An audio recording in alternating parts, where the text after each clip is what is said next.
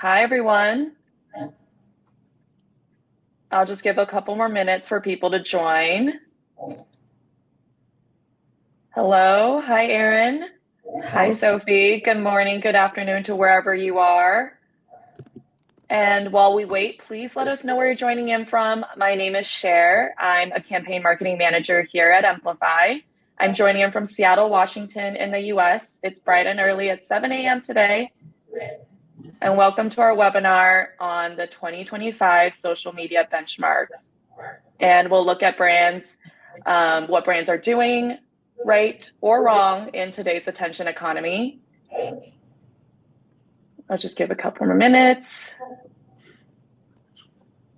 I see a couple of Vancouver and Victoria, British Columbia people. Hello, it's early. Thank you for joining. Yeah, thank you for joining. Both Michelle and I are from Vancouver, so it's great to see the Canadian faces. Yeah, it is. Hi, Dan. Thanks for joining. All right, I think we can get started. We have a healthy amount of people in the room. So before we jump into today's session, I just want to quickly touch on the data that we're presenting here. Amplify's amazing team ran analyses across metrics from over 200,000 brand pages on our platform.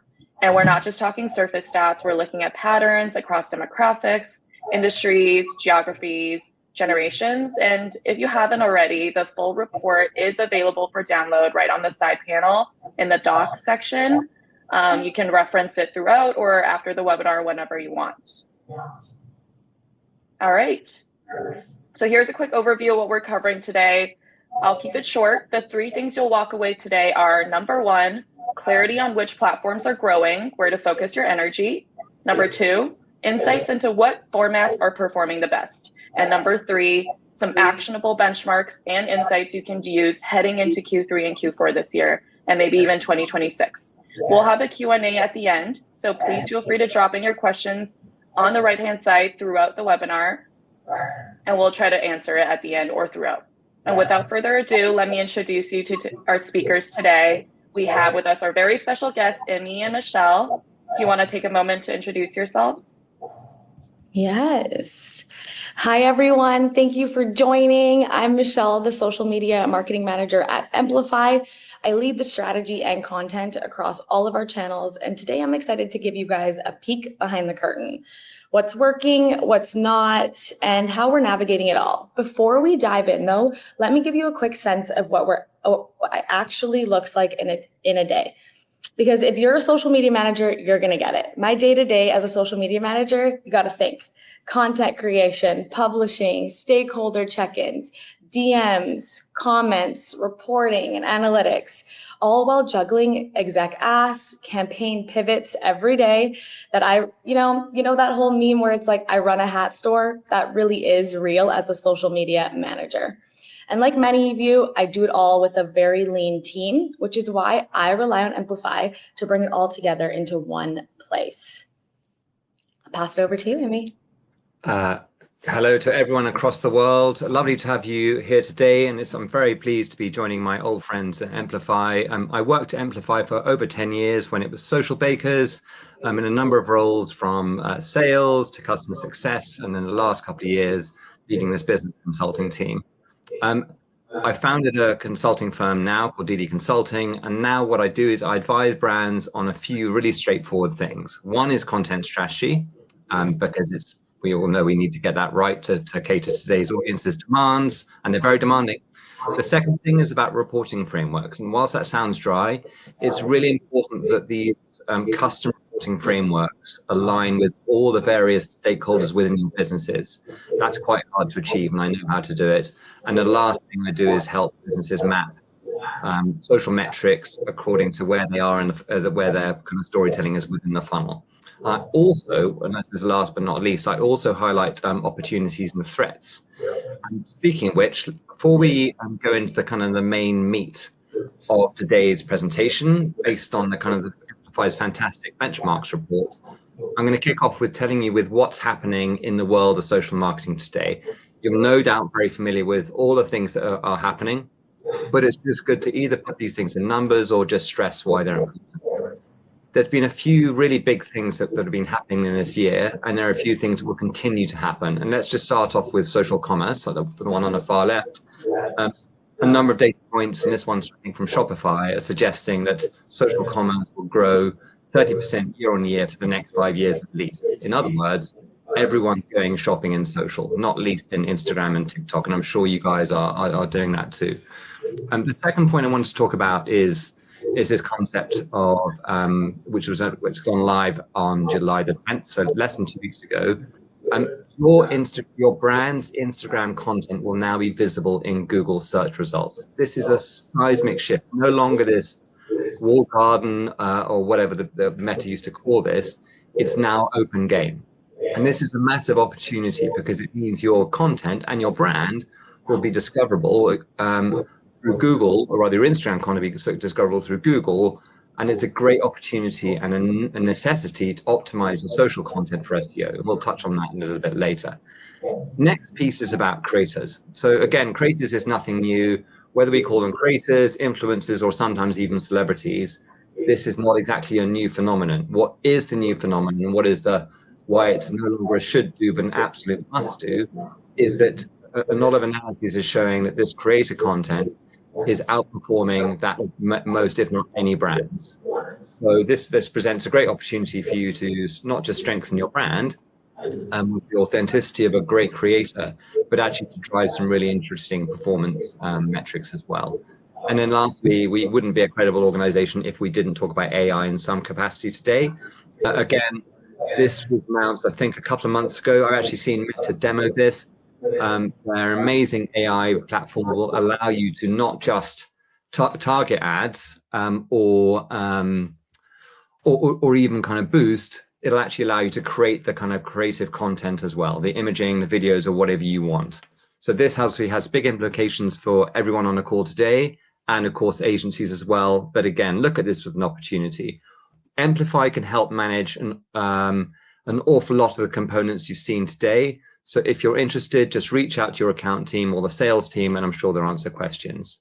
So let's get back to the main focus of today's session. Just want to give you some macro things that are going on, do some reading, do some research. They're all really cool. Let's get back to the main topic. Michelle, take it away with what's happening with the platforms and themselves. Where are audiences flocking to today? Yes, perfect. Before I jump into the stats, I'd love to hear from you guys in the audience. On the poll on the right-hand side, which social platform are you guys seeing the most results in right now? I'll give you guys a minute or two to fill that out.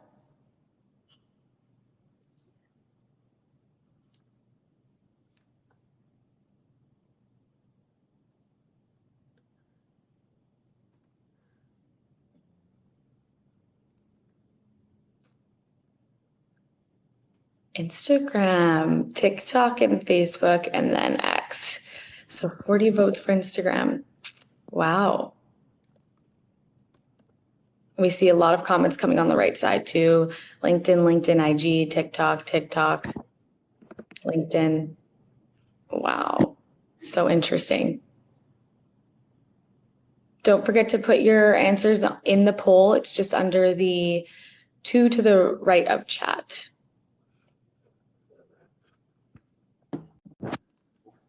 Amazing. Okay, that was so interesting to see. And I feel like all of you guys too, just seeing what other people's answers is, it's probably super interesting too. But let's talk about what we saw based on our report. When we break it down by platform, TikTok is leading the charge with 21% median monthly follower growth. Interestingly, it's smaller and mid-sized brands who are gaining the most momentum here. Instagram's growth has steadied at 6%, but it's held strong thanks to the rise of Reels and collaborative content, which we'll hop into a little later. Emmy, anything to add here?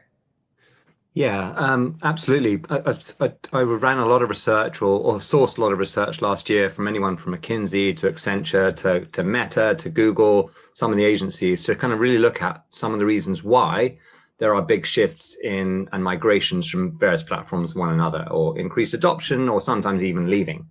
So let's just start off with Facebook. Facebook is really plateauing right now, arguably because the audience that want to be on there is now saturated. They're not going to recruit younger users up, right? A case in point, I've got a 20-year-old boy and a 17-year-old boy. They're never going to be on Facebook. In the same way, they barely touch email. Weirdly, SMS is back in fashion. Who knew? Anyway, so Facebook has plateaued for those kind of reasons, which is the demographics they're going to want to speak to. They're done. X is a curious phenomenon.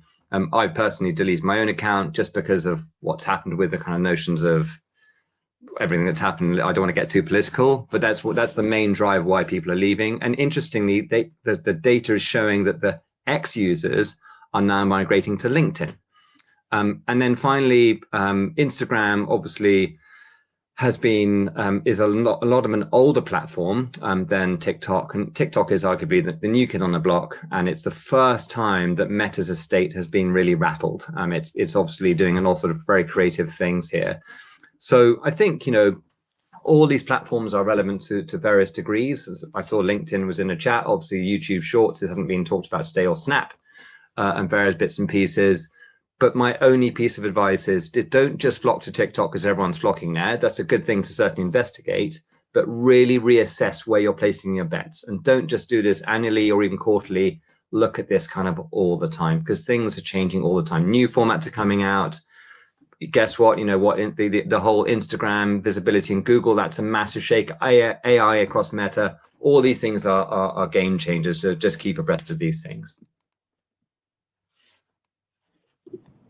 Yes, I agree with you 100%.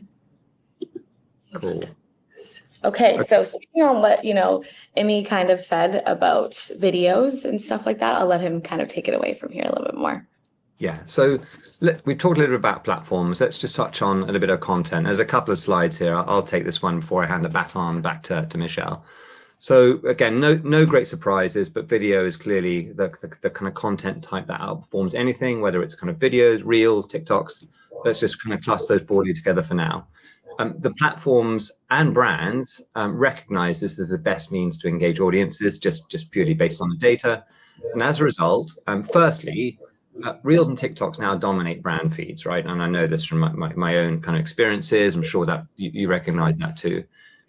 Arguably, audiences, users, what do we call them, consumers, they love to be entertained quickly, and they scroll away very quickly as well. That they have very short patience thresholds and sometimes short attention spans as well. And I think finally on this kind of point, we've seen brands be successful by leading value and attention grabbing quickly in the first 3 seconds. In that first 3 seconds, it's so critical, and that's what Amplify's data is really showing us. So often what brands are doing, they're leaning on native, sometimes lo-fi content. Michelle, tell us a little bit more in depth about what else has Amplify discovered. Yeah, I feel like at Amplify, we've seen firsthand that video does more than just perform well. It's building connection with our community. A static image can tell you something, but video shows it and it proves it. For us, it's not just about producing content, it's about humanizing the brand. We use video to make our audience feel like they're in the loop, like I'm a friend giving them updates on what's happening behind the scenes at Amplify. Whether it's product news, campaigns, or even bloopers, it makes us relatable. And that relatability is what builds trust and keeps people coming back to Amplify. And when we keep it native, casual, and authentic, those shot on iPhone moments, it consistently outperforms our published content. People want to feel like they're part of the conversation, not being marketed to. And I think that's something we've worked really hard here at Amplify to do, and something we will continue to do. Thanks, Emmy. Cool. Okay. And then, I think just kind of talking along videos, from our experience, from what we've seen, videos perform exceptionally well on our platforms, obviously.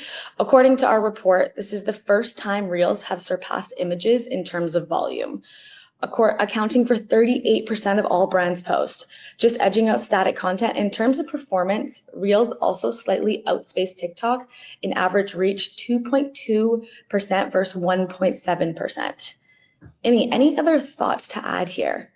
And it's again just based on my own personal evaluations, some research, as well, of course, reading the kind of benchmarks report. So TikTok, to me, it appears that it's really hedging its bets on being the kind of destination for a number of different things, which are entertainment, search and discovery and inspiration, and of course shopping as well. And TikTok have made it so easy for brands and creators to make content shoppable. It's incredible.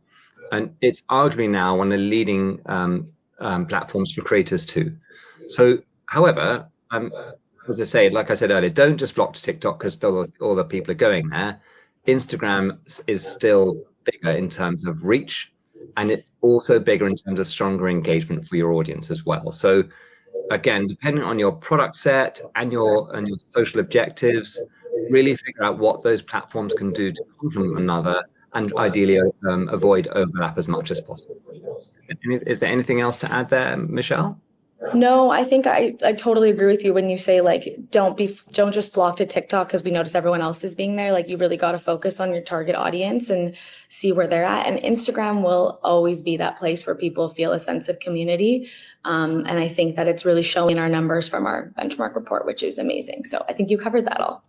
Great. Well, just interjecting here, I see in the chat that there are some questions about, I think, YouTube before we move on from the video content. Emmy, Michelle, do you have any insights here?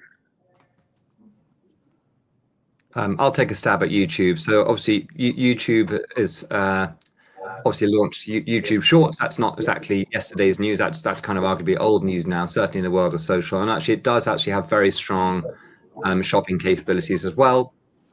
And of course, as we all know, YouTube is the second biggest search engine in the world after, guess what, Google. So it just so happens that YouTube hasn't appeared in this round of benchmarks reporting. That can be certainly factored in the next one if you guys are interested. Yeah, let us know if you're interested in seeing anything, and we'll make it happen if possible. All right, back to the script. Sure. Okay, so I'm sure some of you, on this call are interested and wondering a little bit about paid social. Today, we're going to share two very simple headlines, which are, as a rule, brand ad spend has risen quarter on quarter since Q2 24, and I'm sure you're all seeing it. However, performance in terms of CTR has actually declined quarter on quarter. And from our perspective, here's what we advise our customers. We encourage brands to blend the paid and the organic. Amplify your top performing organic posts and test how they convert in a paid environment. That's really the sweet spot. And this is the tip of the iceberg that Amplify offers for deep paid insights to help you adjust and optimize your paid investments. So really just staying in that happy medium and using the organic and paid, hand in hand to support each other. Yeah. Emmy, anything to add there? Yeah, so this is really important, the kind of the paid stuff. There's a couple reasons why I say that. So first of all, in many cases, when I was meeting enterprise brands in most verticals who were using Amplify, in most cases, the people I was meeting were planning, creating, and measuring organic content. And in almost all those cases, they were quite disparate or disconnected from the paid media teams. That's just one observation. And my only advice would be is just talk at least once a week, because often even in big brands I was working with, the organic team actually didn't really understand or know what content was going to be promoted later that week, or just even kind of paid for up front. So that's just one piece of advice, just talk an awful lot more. And the second perspective is that a number of brands I worked with loved the paid reporting in Amplify, because what they would say as a kind of general rule of thumb is, I love this because I'm a bit fed up and tired of agencies marking their own homework. And it was really insightful. And I actually recounted that in a big pitch to an energy company last year, and they shook their heads and said, we're fed up of our agency marking their own homework. So this gives you full transparency on the performance of kind of all the kind of standard paid metrics you can shake a stick at. So get involved and have a look. But yeah, and so Michelle, thanks for kind of pointing that out. Let's talk about this idea of kind of collaborative content. Let's just skip forward one slide. Can you just explain from your perspective as in your role as social manager at Amplify, what does this notion of collaborative posts or collaborative content mean? It's not as just forward as an influencer or creator, is it? No. I think collaborative content has become so big in the last, I would say, like the start of 2025 for me at Amplify especially. And the numbers speak for themselves here. Like collab posts are a game changer. But let's break it down beyond the data that we're seeing. At the end of the day, a good collab post works because you're tapping into aligned audiences. You're essentially just borrowing trust from your other collab partner. When a creator or brand shares something with their followers, it's like a stamp of approval, and that drives action. Take Alex Earle, for example. Her audience knows her, trusts her, and knows she loves fast food. So a collab with Carl's Jr., it doesn't feel random. It feels right. Her fans see it and think, yeah, that makes sense for her. Now Carl's Jr. suddenly has attention from a new engaged group, different demographic, everything, and that already feels like they know her. Same thing here if you look at a local bakery in New York, partnering with a beauty creator whose followers love baked goods and cute lip gloss. You're speaking to shared interest. It's not just exposure here, it's connection. And there's the proof. Extra small brands see 3.5 times more engagement on collab posts. Small brands see 2.7 times, and even large brands are benefiting just at a smaller scale. It's proof that you don't need a big, we've lost the slideshow here. Here we go. There we go, we're back. Sorry about that. That's okay. I was talking over here. Sorry, guys.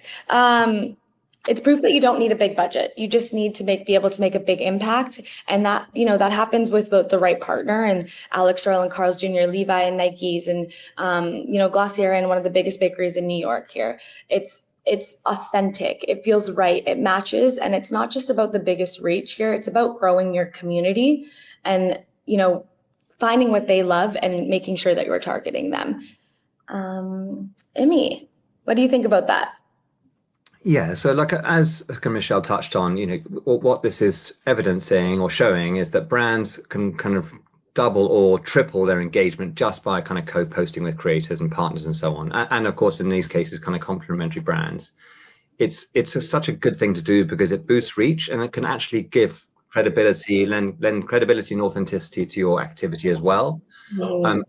The algorithms love authenticity. They love authentic style content. So it's a win-win situation for both partners, really.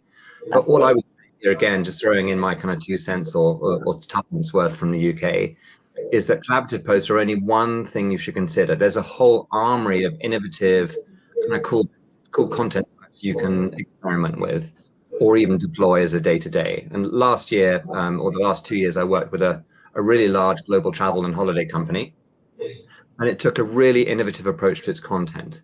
What it did do was leverage as many kind of levers as possible. So they used influencers, they used creators, they used celebrities, they used staff, and then critically, they used customer content, user-generated content, part of their mix across all the platforms, even in their kind of link in bio. Some of the content was shoppable, whether that was UGC or otherwise. So what? You're probably asking, so what if they did this? We can't do that. They drove, they really increased their reach engagement. They really increased their net sentiment above Amplify's global travel industry benchmarks. And for them, that was a colossal win. So again, there's lots of innovative approaches you can take or options you have. Test and learn. That's all I would say, as much as you can. I think the factors they tried, and they are still trying to kind of optimize kind of everything, including that user-generated content component, is a great approach. Yeah, I agree with you completely, Emmy. Speaking on UGC, and like the authentic connection here, let's talk about user-generated content. So at Amplify, we see UGC not as a nice to have, but an essential to building trust and advocacy as a scale. This is about giving you tools that help you understand the full picture, whether you're collaborating with influencers, publishing content, managing reviews, or just amplifying the UGC that you've been given. Because when your customers' content you become storytellers with it, that's really when the magic happens. I use Amplify to source and approve, publish UGC all in one place, and it's making my day a lot easier and turning these interactions into brand building moments. So whether it's video review, an unboxing clip, or a customer tagging you in a post, there's not they're not just engaging with your brand, they're really just vouching for it, basically for free. So in 2025, nothing is more powerful than that and an ad than you could buy. Awesome. Anything to add about UGC? We do have a couple of questions on the corner where I can see Lauren's talking about collaborating is better than tagging a content creator in a post. I think it just depends on what you're looking for here. I think obviously if you're collaborating with one of those content creators, it's going to go onto their profile as well, straight onto their grid, and that's going to help for engagement and interaction and just building another audience. Yeah. So I think thinking like that is better. Yeah, and another great question about UGC is Mirna is asking, can UGC be paid? Absolutely. What the way it would work is obviously you wouldn't pay the customer for that piece of content, but what you can do is put that within an ad. And actually, I've showcased, I think it was from Hisense, I can't remember who the brand was, a couple of years ago or last year, the uplift in performance when you embed UGC into an ad versus just your own brand imagery. It just looks much better. Agreed. And then we have one question here is how do we feel about UGC for live events? I love UGC for live events as a consumer. When there's a screen or there's, something in front of me and I can see like UGC floating through on the live screen, I think it's incredible, especially for like retail stores. If I walk into like a Aritzia and there's just, so many people wearing different types of jeans that are in that Aritzia, I'll probably go buy that pair of jeans like that second. So if you're thinking about it for live events, I say 100% do it. Yeah. Okay. Well, but before we go to, I guess, into fuller answering all the wonderful people's questions, should we just kind of wrap up with some of the kind of takeaways? Yeah, let's do it. Cool. Let me just flick one slide forward. So hopefully we haven't tried to go too deep and share too much information today. Hopefully just some pointers and some headlines. But here are a few things you can kind of take away and arguably apply today. So first things first, this is a kind of topic that's very close to my heart. To that first point, there's so many data, and I would kind of almost kind of redescribe that as signals. There are so many signals and indicators that can completely help you take away any guesswork or gut feel from your social content and social storytelling strategy. There's no room for gut feel or guesswork today. And even though I'm not the heaviest social user, I'm constantly fed up by the stuff I see in my feeds of completely irrelevant content, irrelevant brands, poor targeting, and I just get rid of it as much as I can. In fact, I ask them not to suggest that kind of from that brand ever again. It's X out this level. The landscape is so competitive for all of you, and it's importantly, it's quite easy to understand the content that the audience really craves. Okay, so the data will tell you that. It's really clear. I'm not an analyst, but it's very easy to interpret using data or even Amplify to kind of find out, to sharpen your narrative. So that's just the first point. I think the second point, we talked about collaboration, we talked about creators, we talked about video as well. Just get really creative, get creative with video, whether you create that yourselves and or it's in partnerships, and really kind of test where is it that people engage. Is in the first 3 seconds or maybe a bit longer for your brand. It's not just about entertainment, it's a core brand asset, and that's what the audiences are really after. We touched on the opportunity presented by creators earlier, and as I say, I created a mini video for Amplify last week that hasn't gone out yet, that talks about the really uplift in engagement. So 7 times additional engagement that creator content will bring your brand, and also we can talk a little bit, if we've got time in a minute, about actually what value, what ROI UGC gives you. It's incredible. And I think finally, just stay agile, just test and learn. There's always something coming down the wire. Social media is not new whatsoever. It's well over 20 years old now, but there are new releases, there's new formats, there's new things like making Instagram no longer a walled garden. Just keep on top of those, test and seize those opportunities. The brands that win are always the ones that are constantly scratching their heads and questioning themselves, what can I do next and what can I do better? And if you do that, you'll meet and exceed your objectives. Michelle, over to you. What do you think? I 100% agree with all of these takeaways. I think we went through a lot, and I think that, if there's like one thing that like a big takeaway from today, it's that smart social isn't about doing more. And I think every day, and myself too, is I'm constantly thinking about how can I be better? How can I do more? How can I, does my next video have to be jumping out of an airplane explaining what our next product launch is, right? And I think, whatever matters most for your company, it's about like optimize your content, mix in with video short form, leverage your UGC to build the trust, and then collab with people who are aligned with your brand. If that's SaaS, there is other influencers out there who love talking about SaaS and corporate world. So find those people and get them involved with your company. Every tactic that we cover today, it ladders up to one goal, and that's creating more meaningful connections with your audience. And with tools like Amplify, you don't have to do this guesswork anymore. You've got the data, the automation, and the creative flexibility to test, learn, and grow without burning out, which is important for us people who wear too many hats and have lean teams, right? So start small, stay consistent, and let the numbers guide your next big move.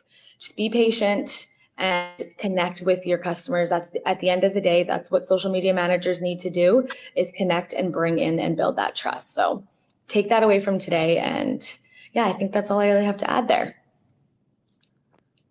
Cool. Yeah. If anything we've talked about today has kind of inspired you guys, I know we have some questions on the right side just asking if, these slides are PDF download, if Amplify can support with benchmarks for real estate. This is all something that we can support with. So if you're exploring Amplify or, you already have something similar, we've built tools to help you guys do exactly everything you're asking for. Let us know in the polls to the right if you'd like to see Amplify in action. And our platform makes it easier to see what content's performing, where your audience is engaging, and when it's time to boost for impact. You can track real stories, TikTok, side by side, get AI-backed insights we need in 2025, and manage everything from influencer content to UGC all within one place. It's about helping your marketing, commerce, and care teams move faster, stay aligned, and make smarter decisions. So we want to help your entire team, not just you marketing folks, but get your commerce team, your care team all within one spot. So if this is something that has sparked any interest in you guys, please, that right-hand side, the poll, will do our best to contact you right away and support you guys. Yeah, and just a final throwaway statement from me is, I first started at Social Bakers in 2013. And in 2015, it acquired a small company that had AI and machine learning. And in 2016, that was embedded in at least 3 or 4 different places within the platform. So every company you look at in LinkedIn or otherwise is sticking AI on the side of their tin right now. In many cases, it's not particularly genuine, but Amplify has had AI natively built in for about 10 years now. So it has been powering and optimizing for a very long time, and it's not to be sniffed at. So there we are. I'll stop there. Thanks so much for this super insightful session. I see a lot of questions coming through from the audience, so let's jump into those. I guess we'll start off with Carl's question. Do you have tips on starting up on a platform like Instagram or TikTok with a brand account? Do any of you two want to chime in here? I can hop in on this. Do you have tips for starting up on a platform like Instagram or TikTok with a brand account? My first tip is try not to follow the leader. I know you're going to look at other brands that are similar to yours and be like, okay, they've been, using Instagram or TikTok for a year, and I like that they're using trending sounds, or they're really talking about this one, topic or whatever. I say get creative with it. Try, not every video or piece of content is going to perform right away. I say just, be authentic to who your brand is and just try everything in moderation. Try those carousels, try those videos, try Instagram lives, people will join those, or try TikTok lives and follow brands or, potential consumers so that they see who you are, comment and interact with the community, and just get involved. I say that's like a good way to start, but just be authentic to who your brand is. That's where you're really going to be different than everyone else. Yeah, just on that, it's a great question, and guess what? People are asking that about Instagram a few years ago, and about Facebook even longer ago. And I actually helped a couple of big brands get up and running in Facebook, in the early 2010s. My response to that would be is look at who your core 2 to 3 to 4 competitors are, and just see what kind of storytelling they're doing. Where are they focusing in terms of platforms? What are they trying to do? What are their objectives? Are they just trying to drive followers? Unlikely. Are they trying to drive traffic to their website and or conversions, signups?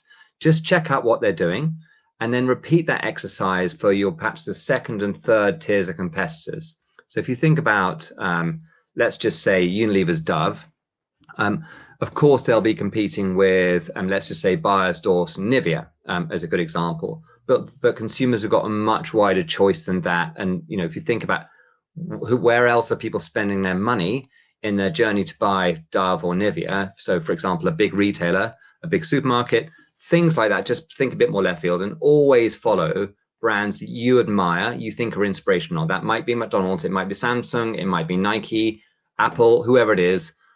Just get a kind of a steer as to how these brands are mixing up and staying innovative and grabbing attention. So I apologize. I know we've done a lot on that particular question. What's next? I'm going to add to that really quickly, Imi.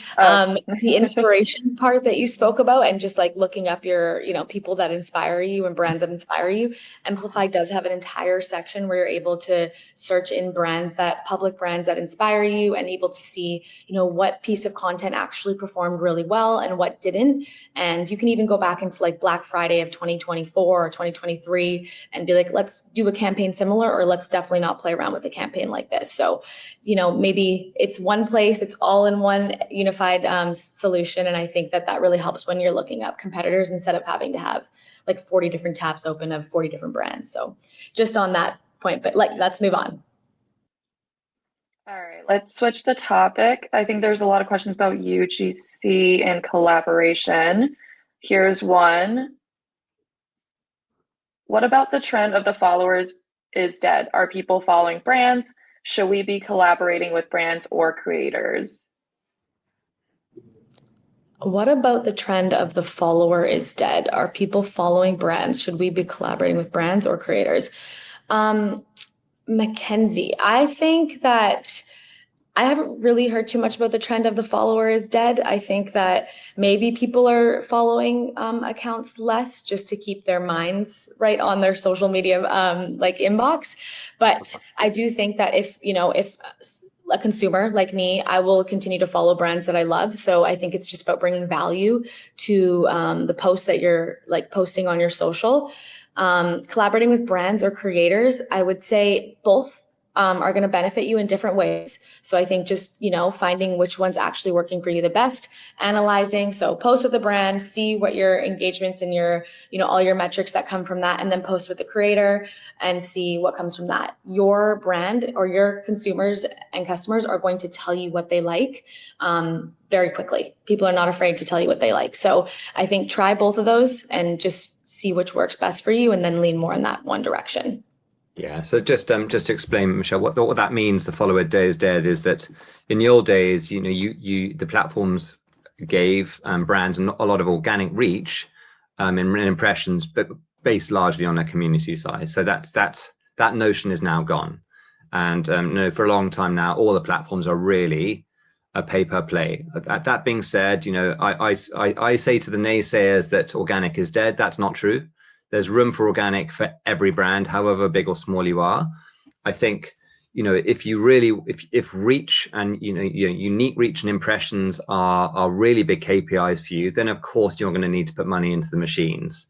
But there are a lot of clever brands. Going back to what we touched on a minute ago, some of those really interesting, innovative brands out there are doing a great job with their organic. So if you can, in theory, going back to another question we had earlier about launching a brand in Instagram and TikTok, you could arguably be very successful with no followers if you've got very deep budgetary pockets, but that's not a very good idea either. So, and to the second part of Mackenzie's question, again, depending on who your brand is, what the product is, who your core target audience is, if it's an insurance brand, let's just say, that's targeting over 50s, then questionably, collaborating with brands or creators may not be quite so relevant, but it's always worth exploring. Nice. I guess Time for we'll one do more? one final question. Let's see, maybe moving on from the topic of UGC. Another question, I see a few now about real estate. Maybe you can give some insight here on what types of short form video performs best for service-based businesses like real estate beyond just product tours. And I also saw a question about, service-based collabs, if you guys have any insights on that. I'm not the best qualified because I tended to work really with big shiny consumer brands for most of my life, but I'll have a stab. And I've actually met a number of real estate and property companies in the past. I think, again, dependent on whether I'm assuming, Annie, that this question is really about commercial property. Is that fair to say? If so, just thinking about when I used to walk from London Bridge up to Shoreditch to where Amplify's office used to be, and I go through the city, there was no shortage of really spectacular real estate. And that's obviously present in many cities, but not least in the City of London or the West End, where all the kind of prime properties are. And I'd often see signs from Knight Frank or Jones Lang LaSalle or CBRE and so on. And I'd be curious to kind of know, wow, what do these things cost to rent? I bet they're really expensive. So I think if you're going to offer video, I would have short form as a teaser to say, come and look at what we're doing on 101 Bishopsgate, for example, with maybe 30 seconds with showing all the coolest bits about that property, its proximity to transport, shops, restaurants, etc., and of course the location itself, and then maybe lead people to a slightly longer form thing, because people are never going to buy a property, even a residential property, purely based on a video. So you need to have that as the kind of the teaser, something in a shop window, and then lead them into the store a bit deeper. That's my advice. Yeah, I love that. To add to that a little bit, I'm thinking about when I look at real estate in my area, I love carousels because it tells a story. So, you start with the beginning of the house and then you just make your way through it. People will typically go through that entire thing. Another idea that I have is like Facebook or Instagram live open houses. I don't know if this has been done much, but I think that would perform really well. Some people don't have time to go to an open house or whatever. And I think if you hosted an open live house and you could have the questions in the corner, show them the rooms, do what you want there. And then like renos, showing that if it's a development property, showing how it got to where it got, talking to certain people on site, things like that, I think do really well in that real estate business. But I think that's all. Awesome. Do we have time for one more question? This might be a good one that you guys can answer. Do you see B2B brands winning more attention with practical product content or more emotional value-led stories? If I can start with that one, because it's a great question. I've had hundreds of conversations over the years with B2B brands going, should we be in Facebook or should we be in Instagram, TikTok, and so on? So I'll take the second part of that first. I think you can absolutely leverage emotional values-led stories and never lose sight of the fact that when the finance directors you're trying to target or the CTOs you're trying to target, whoever it is you're trying to target with your B2B kind of offerings, never forget their consumers too. And out when they're not at their desk crunching numbers or solving algorithms, whatever it is, they're possibly mums or dads or have partners. They may have kids, they may not. They go shopping, they go on holiday, they have lifestyles too. So definitely spin that piece as well. And I remember talking with the Financial Times about that very topic a long time ago. But of course, don't lose sight of what is different about your service, your products, your business. I mean, it might be that you can win their attention with maybe leveraging your own executive from the CEO down to tell the story of the brand is a great thing to do for a B2B organization. To talk about the heritage and the foundations of the brand that you work for. Sometimes it's values as well. But I think there's a number of different things you should play. And again, going back to what we talked about earlier about how do you launch in Instagram or TikTok as a brand, look at what your core and secondary and tertiary competitors are doing in this space now, not just in LinkedIn, but also in the consumer platforms, and you'd be surprised. And when I briefly worked at Salesforce Marketing Cloud, the business I worked for called Buddy Media was acquired. I went to one of the Dreamforce local events in London, and a guy said, like, I love your stories about Ford and Procter and Gamble and Nike and so on. I work for a B2B organization. How can I use social? And the CEO of Buddy Media said, most of you here today have come to this event through Facebook ads. So there's always room for B2B organizations within the more consumer-led platforms as well. Awesome. Thank you. I think that's all the time we have for today. And thanks so much for joining us, everybody. I hope you walked away with useful insights that you can implement today. And I just want to say thank you for all the questions. If you want, please fill out the survey at the end and we can reach out with the answers for you. Our team will reach out and give you answers if we can. And yeah, just let us know how we did. And thank you so much for joining us. Thank you, everyone. Good luck. Everyone for coming today. See you.